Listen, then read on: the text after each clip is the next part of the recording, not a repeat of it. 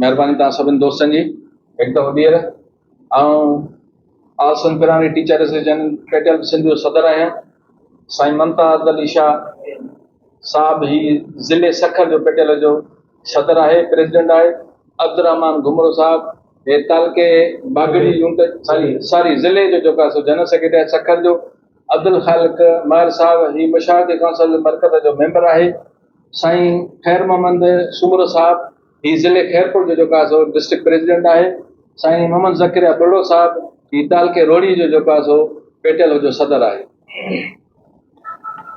बिस्मिल्लाह रहमान रहीम। मोहतरम दोस्तो, अॼु असीं इल्म जे अज़मत जे अमीन जे हैसियत सां अवां कलम धड़नि जे ख़िदमत में कुझु गुज़ारिशूं खणी पहुता आहियूं। हिकु हवाले सां असां ऐं अवां साॻे कलम क़बीले जा फ़र्द आहियूं। उन जे करे असीं सिंध जे शऊर जो केस खणी अवां वटि पहुता आहियूं। उमेद त अवां असांजे आवाज़ खे सग बख़्शे इक़्तिदार जे मनसब ते मसनद ते वेठल आला अफ़सरनि ताईं पहुचाइण में असांजो वसीलो बणंदा। दोस्तो, गुज़िरियल केतिरे अरसे खां सिंध जो पढ़ियल लिखियल अदीब ऐं शाइर वज़ीर तालीम सैयद सरदार शाह साहब इक़्तिदार जे नशे में मस्त थी मुसलसिल सिंध जे उस्तादनि खे नफ़सियाती तौर ते हिरासां करण सां गॾोगॾु उस्तादनि ख़िलाफ़ बदकलामी, बदज़बानी, तौहीन आमेज़ रिमार्क्स पास करण में मसरूफ़ अमल आहे। कॾहिं उस्तादनि खे जाहिल त कॾहिं आंगूठे छाप जा लक़ब ॾेई लफ़्ज़ी तस्कीन हासिल कंदो रहे थो। सिंध जे पुरसुकून तालीमी ऐं तदरीसी माहौल में खलल विझण लाइ कॾहिं टीचिंग लाइसेंस खे उस्तादनि जे महकमाती तरकिन सां मशरूत करण त कॾहिं सीनियर उस्तादनि ते इल्ज़ाम लॻाइण त उहे बिना टेस्ट जे भर्ती थियल आहिनि।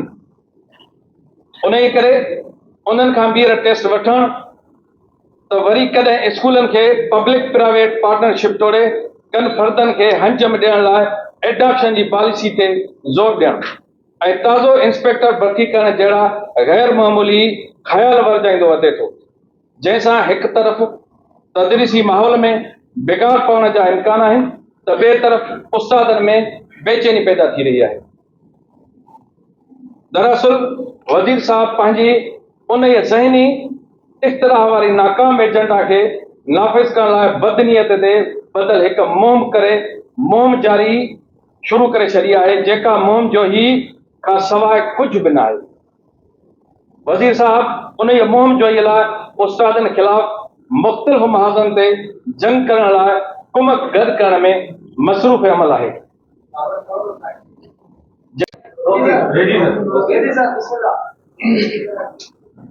बिस्मिल्लाह रहमान रहीम। मोहतरम दोस्तो, सारी सिंधी में मुंहिंजी सिंधी में लिखियल आहे, मां इन करे मां सिंधी में कयां थो पोइ वरी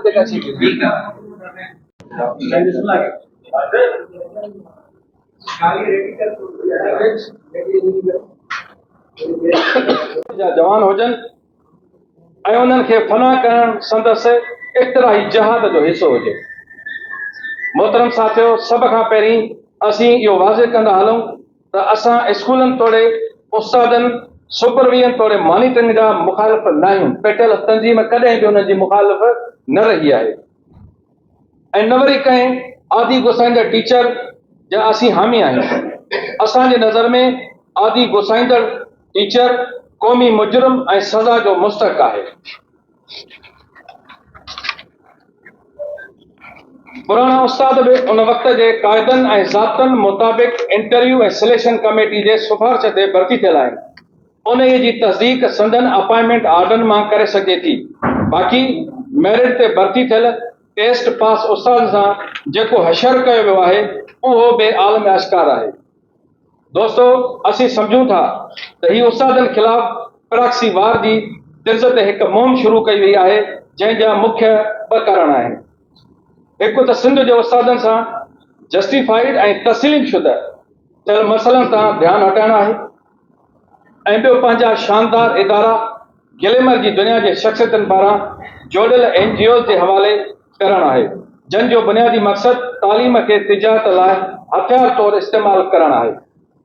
दोस्तो, दर्स ऐं तदरीस जो नालो सिर्फ़ मशीनी अंदाज़ सां उस्ताद खे टारगेट करणु न आहे, पर हिकु मुकमल इंफ्रास्ट्रक्चर ऐं ह्यूमन रिसोर्सिस जो नालो आहे। स्कूलनि जी बिल्डिंग्स जी बहाली, फर्नीचर, दर्सी किताबनि ऐं बुनियादी सहूलियतनि जी फराहमी जो नालो बि आहे। हिन वक़्तु सिंध जा 70% स्कूल बुनियादी सहूलियतनि खां महरूम आहिनि, त 70% ॿार